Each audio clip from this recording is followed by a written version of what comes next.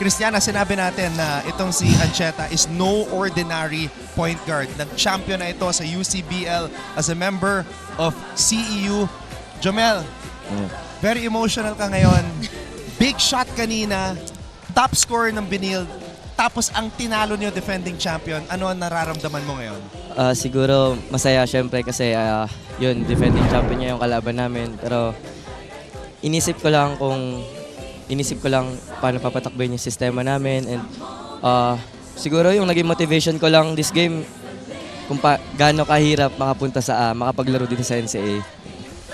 Chills. Kanina, Jomel, hawak ni Tony yung bola. As we see some of your moves here, napakatapang mo, inaatake mo yung mga 6'5", 6'6 players ng San Beda.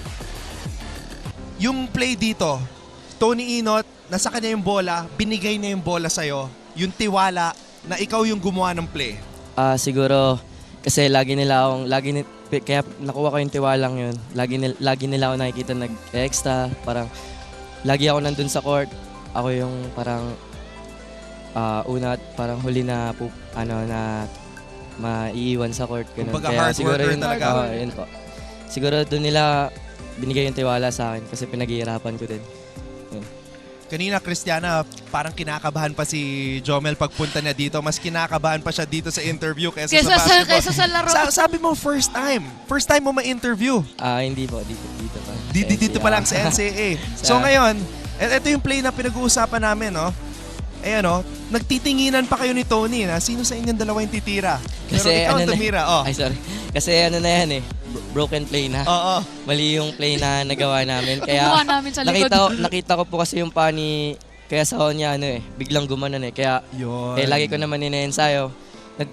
Siguro tigas na lang mukha, tidira ko na. Yan ang point guard.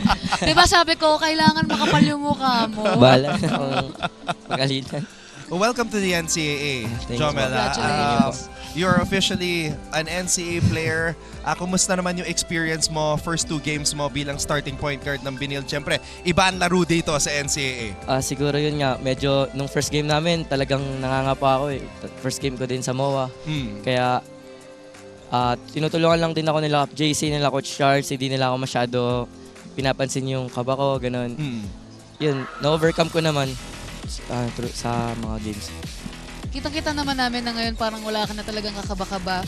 Pero ano yung mga nadala mo mula sa experience mo dun sa dati mong Champion League papunta dito sa NCAA? Siguro yung winning mentality. Yun yung nakuha ko sa CU kasi kami, nung sa CU kami, kahit malalakas yung kalaban namin, kahit mga defending champion, mga letran, ganun, hindi namin iniisip na na papadurog lang kami, ganun.